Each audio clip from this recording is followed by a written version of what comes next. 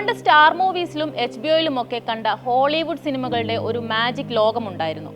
നമ്മൾ 90s കിഡ്സിന് മാത്രം അവകാശപ്പെടാവുന്ന ഒന്ന്. ഇന്ന് ലോക സിനിമകളെ കുറിച്ചുള്ള ചർച്ചകൾ നടക്കുമ്പോൾ അതിനെക്കുറിച്ച് ഒന്നും അറിയാതെ ഒരു വലിയ ചരിത്രത്തിന്റെ ഭാഗമായവരാണ് നമ്മളിൽ പലരും. അങ്ങനെ കണ്ട സിനിമകളിൽ പ്രധാനപ്പെട്ട ഒന്നാണ് ദി മമ്മി റിട്ടേൺസ്. നമ്മുടെ പ്രിയപ്പെട്ട റോക്ക് എന്ന ഡ്വെയ്ൻ ജോൺസൺ ആദ്യമായി അഭിനയിച്ച സിനിമ. അതുവരെ WWE താരമായി നമ്മൾ കണ്ട റോക്കിനെ സിനിമയിലെ സ്കോർപിയൻ കിങ് ആയി കണ്ടപ്പോൾ നമ്മൾ അത്ഭുതപ്പെട്ടു. ഈ സിനിമയിലെ BGM-ഉം സീനുകളും നമുക്ക് മനഃപ്പാടമാണ്. ഈ സിനിമ ഒരു വട്ടമെങ്കിലും കണ്ടവർ ഒരിക്കലും മറക്കാത്ത ഒരു മുഖമുണ്ട്. അതിലെ വില്ലനായ ഇംഹോട്ടപ്പിനെ അവതരിപ്പിച്ച അർണോൾഡ് വോസ്ലു. ആ മുഖം കാണുമ്പോൾ ഇരച്ചുകയറുന്ന ഭയം അന്നും ഇന്നും ഒരുപോലെ തന്നെ. ഏറ്റവും ക്രൂരനായ വില്ലൻ ഇംഹോട്ടപ്പ് എന്ന വില്ലനെ അത്രമേൽ നമ്മുടെ മനസ്സിൽ പ്രതിഷ്ഠിച്ചത് അർണോൾഡ് വോസ്ലു എന്ന നടന്റെ അപാരമായ അഭിനയമാണ്.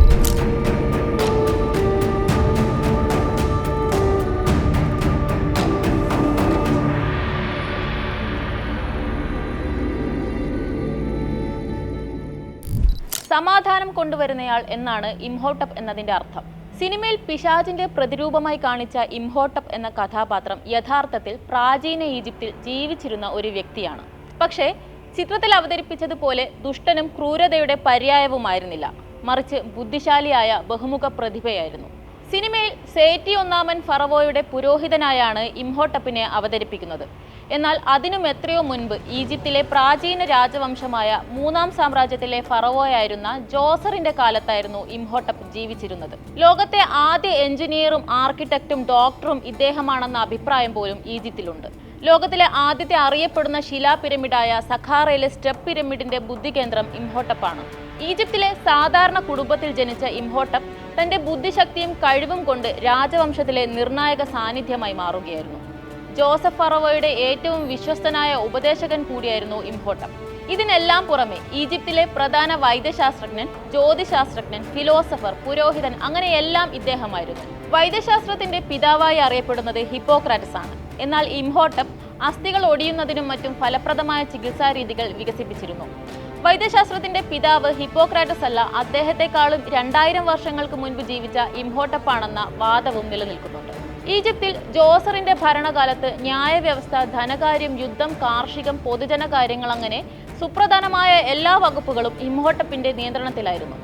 എന്നാൽ അദ്ദേഹം ഈജിപ്തിന്റെ ഭരണതലപ്പത്തെത്തിയതിന്റെ രേഖകളൊന്നും ലഭ്യമല്ല.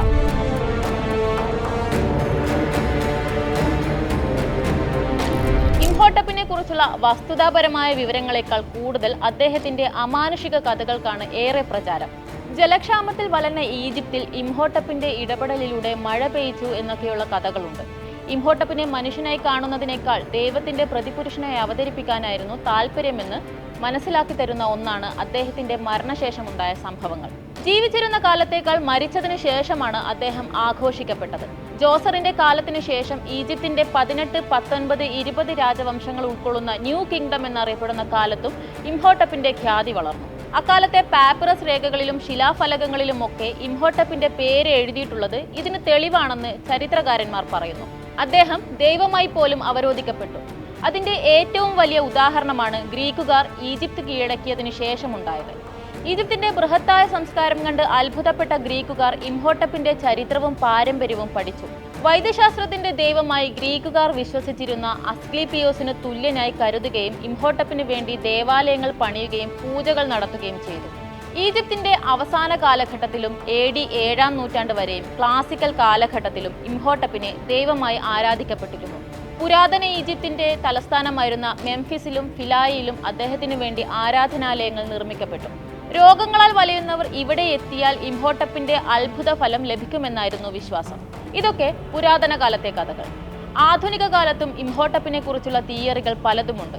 ശാസ്ത്രവും സാങ്കേതിക വിദ്യകളും ഒന്നുമില്ലാതിരുന്ന കാലത്ത് അത്ഭുതങ്ങൾ സൃഷ്ടിച്ച ഇംഹോട്ടപ്പ് യഥാർത്ഥത്തിൽ മനുഷ്യനല്ല എന്നുള്ളതാണ് അതിലൊന്ന്. ഇംഹോട്ടപ്പ് ഒരു ഏലിയൻ ആണെന്ന മട്ടിലുള്ള ചർച്ചകളും ഒരു വഴിക്ക് നടക്കുന്നു. ഇംഹോട്ടപ്പിന്റെ ശവകുടീരം ഇതുവരെ കണ്ടെത്താനായിട്ടില്ല. സഖാറയിലെ ജോസർ ഫറവോയുടെ സ്റ്റെപ്പ് പിരമിഡിന് സമീപത്ത് എവിടെയോ ആണ് അദ്ദേഹത്തെ അടക്കം ചെയ്തിരിക്കുന്നത് എന്നാണ് കരുതുന്നത്. ഇംഹോട്ടപ്പിനെ കുറിച്ചുള്ള അമാനുഷിക കഥകളെല്ലാം നമുക്ക് മാറ്റിവെക്കാം. അദ്ദേഹം പ്രാചീന ഈജിപ്തിൽ കൊണ്ടുവന്ന മാറ്റങ്ങളുടെയും കണ്ടെത്തലുകളുടെയും ചരിത്ര രേഖകൾ മാത്രം നമുക്കെടുക്കാം. ഈജിപ്തിലെ ഒരു സാധാരണ ആർക്കിടെക്റ്റിന്റെ മകനായി ജനിച്ച ഇംഹോട്ടപ്പ് താൻ എവിടെ നിന്ന് വന്നുവെന്നല്ല ലോകത്തെ ഓർമ്മിപ്പിക്കുന്നത്, മറിച്ച് കഴിവും അവസരങ്ങളും ഒരു മനുഷ്യനെ എവിടെ വരെ എത്തിക്കുമെന്നാണ്.